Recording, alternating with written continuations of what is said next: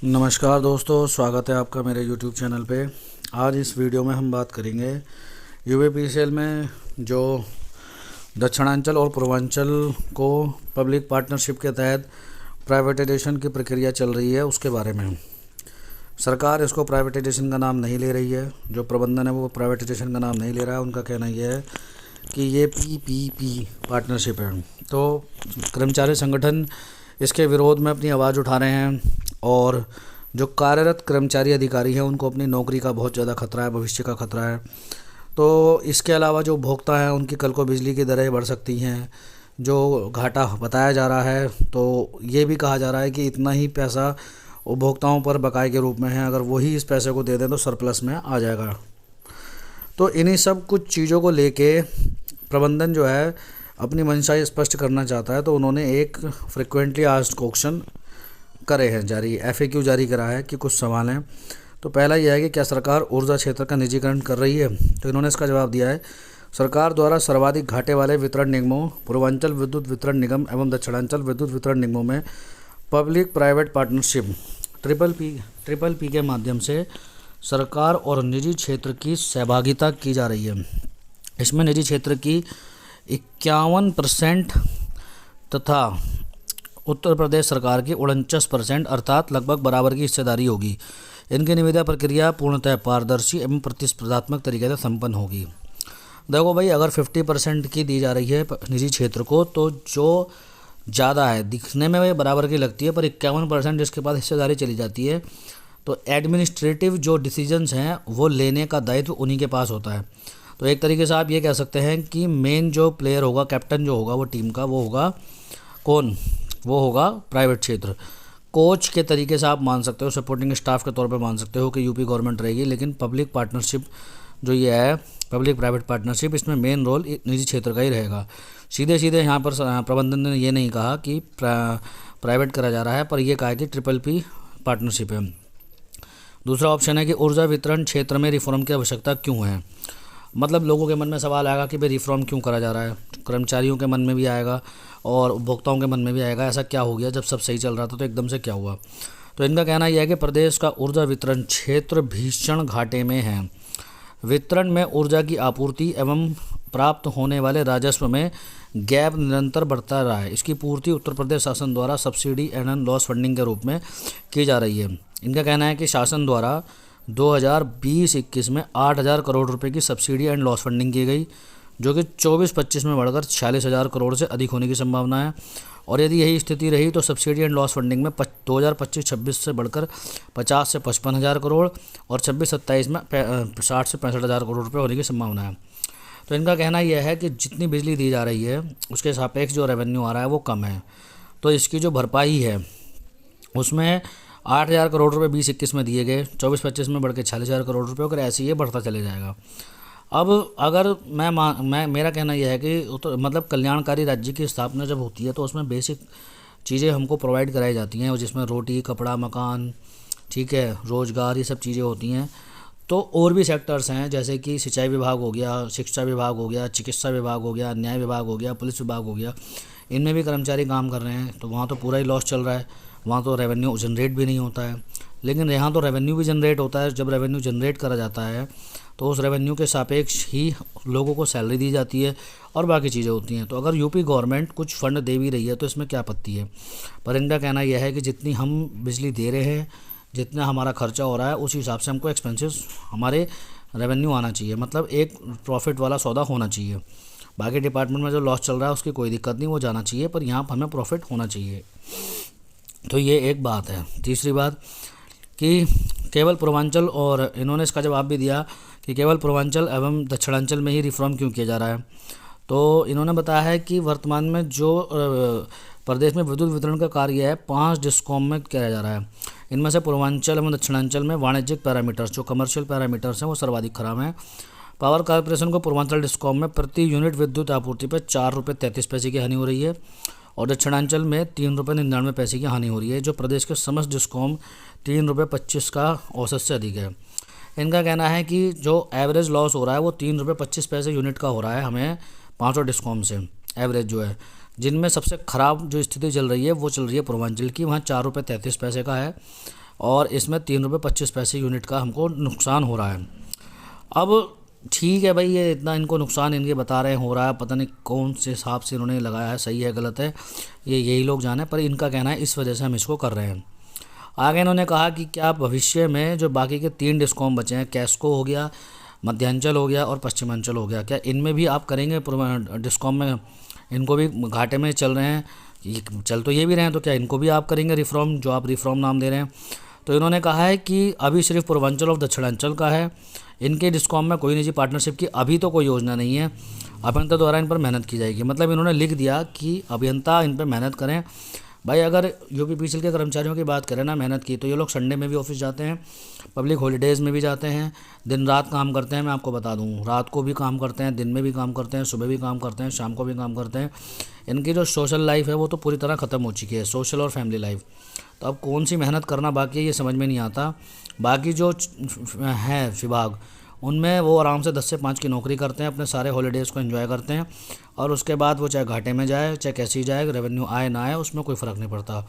लेकिन यहाँ इन्होंने कहा है कि इसमें मेहनत करी जाएगी अभियंताओं द्वारा, तब बाद में देखेंगे क्या है। आगे है पूर्वांचल विद्युत वितरण निगम एवं दक्षिणांचल विद्युत वितरण निगमों में PPP मॉडल का क्या स्वरूप होगा। इनका कहना है कि इन निगमों की जो 51% इक्विटी है वो निजी क्षेत्र पर रहेगी और शेष 49% इक्विटी उत्तर प्रदेश शासन के पास होगी। नई कंपनियों के जो अध्यक्ष होंगे वो उत्तर प्रदेश शासन के वरिष्ठतम अधिकारी मुख्य सचिव उत्तर प्रदेश होंगे, जिससे कार्मिकों, उपभोक्ताओं और किसानों के हितों की सुरक्षा बनी रहे।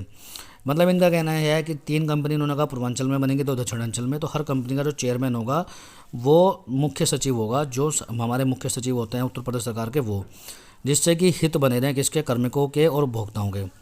आगे ये कहना है कि नई कंपनियों के प्रबंध निदेशक का पद निजी क्षेत्र के पार्टनर के पास रहेगा और निदेशक मंडल में उत्तर प्रदेश शासन व निजी क्षेत्र में सदस्य रहेंगे। मतलब कि जो प्राइवेट कंपनी होगी उसका जो एमडी का पद होगा वो प्राइवेट क्षेत्र के पास ही होगा। अब जो एमडी होगा उसी के पास दायित्व होंगे हर चीज़ को करने के। लेकिन जो इनका बोर्ड ऑफ डायरेक्टर्स होंगे उसमें इन्होंने ये कहा है कि प्राइवेट क्षेत्र के भी सदस्य होंगे और यूपी गवर्नमेंट के भी होंगे।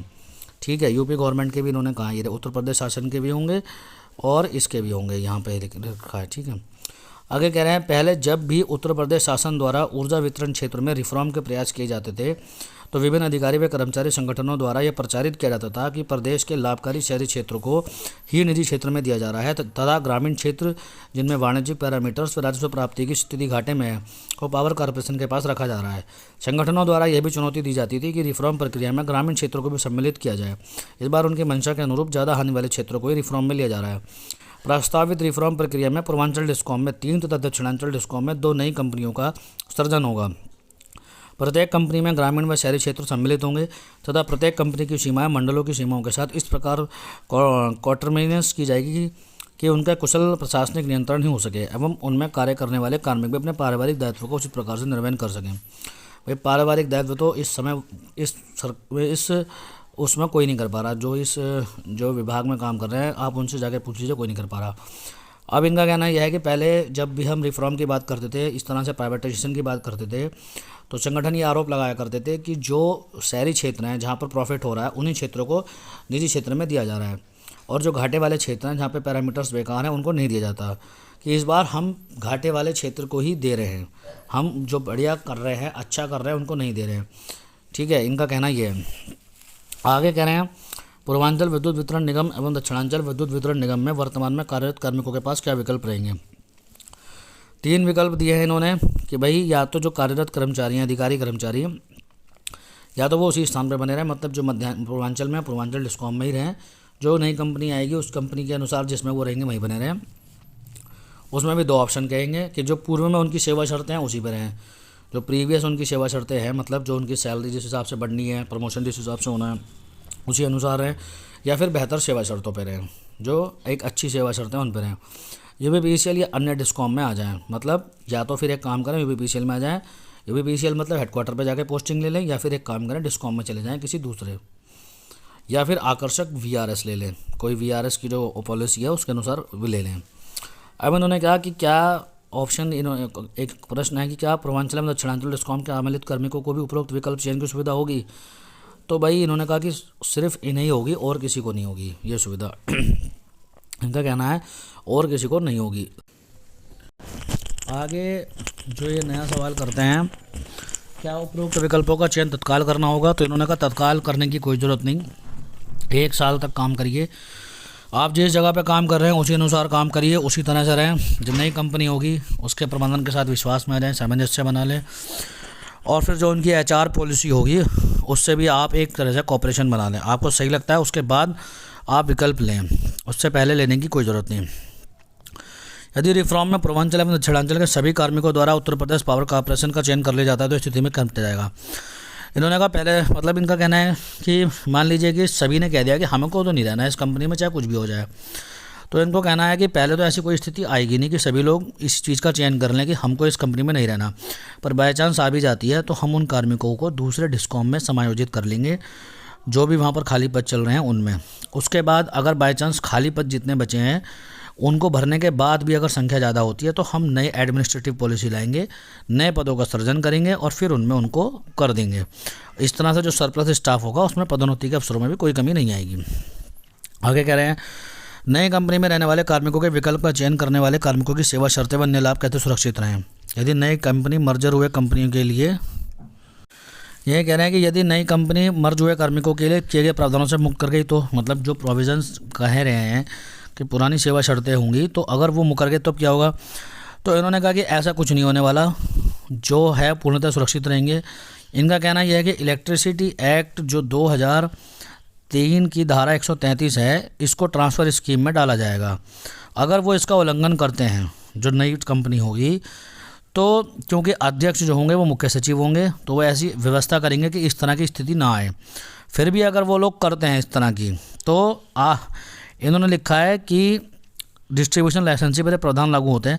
यदि कंपनी इन प्रावधानों का उल्लंघन करती है तो नियामक आयोग को उस पर कार्रवाई का पूर्ण अधिकार होगा, जिसमें पेनल्टी लगाने कंपनी के लाइसेंस के निरस्त होने का खतरा भी कंपनी को होगा। पर भाई एक बात बताओ, नियामक आयोग तक कौन जाएगा? इनकी जो वो होंगी सेवा, इनकी जो वो होंगी स्कीम्स, वो तो दबा ली जाएंगी, वहाँ तक कब पहुँचेंगी? किसका लाइसेंस कैंसिल हो रहा? भाई किसी का नहीं होने वाला। कोई भी निजी कंपनी अपने अधिकारियों में कर्मचारियों के सहयोग के बिना कार्य नहीं कर सकती। किसी भी कंपनी की सफलता के लिए सर्वप्रथम औद्योगिक शांति की आवश्यकता है। भाई ये भी तो बिना सहयोग के ही काम कर रहे हैं, तो वो भी कर लेंगे। अब इन्होंने कहा कि क्या VRS का विकल्प सबको मिलेगा? तो इन्होंने कहा VRS को विकल्प जो है सिर्फ पूर्वांचल व दक्षिणांचल वालों को मिलेगा, बाकी किसी को नहीं। कार्मिक तत्काल ज्वाइन कर सकता है नौकरी दूसरी जगह कि हाँ बिल्कुल कर सकता है, जैसी VRS ले उसके बाद कहीं भी वो ज्वाइन कर सकता है। पेंशन के लिए इन्होंने कहा है कि पेंशन का दायित्व पहले भी राज्य सरकार का था, अब भी रहेगा। जो लोग पेंशन की कैटेगरी में आते हैं उन्हें मिलती रहेगी। इन्होंने कहा कि कार्मिकों की कार्यकुशलता और दक्षता कैसे बढ़ेगी रिफॉर्म से। तो इन्होंने कहा कि विद्युत वितरण में हो रही भीषण घाटे के कारण पावर कॉर्पोरेशन एवं शासन इनमें नई तकनीक जैसे स्काडा एवं 70% लोडिंग पर नए परिवर्तकों की स्थापना आदि जैसे कार्यों के लिए समुचित धनराशि का निवेश नहीं कर पाते। प्रस्तावित रिफॉर्म प्रक्रिया में दोनों डिस्कॉमों में आने वाली 5 कंपनियों द्वारा अपने स्रोतों से प्रत्येक वर्ष औसतन ₹500 करोड़ की दर से 5 वर्ष में 2500 करोड़ का निवेश करने की बाध्यता है, जिससे इन क्षेत्रों में इलेक्ट्रिकल इंफ्रास्ट्रक्चर सुदृढ़ होगा। इससे पावर कॉर्पोरेशन के कार्मिकों में प्रतिस्पर्धा की भावना आएगी और वो भी और दक्षता व कार्यकुशलता के साथ अपने निगमों को फायदे में लाने में प्रयासरत रहेंगे। तो ये कुछ इन्होंने स्कीम बताई है कि इसके अनुसार उनकी कार्यकुशलता बढ़ेगी।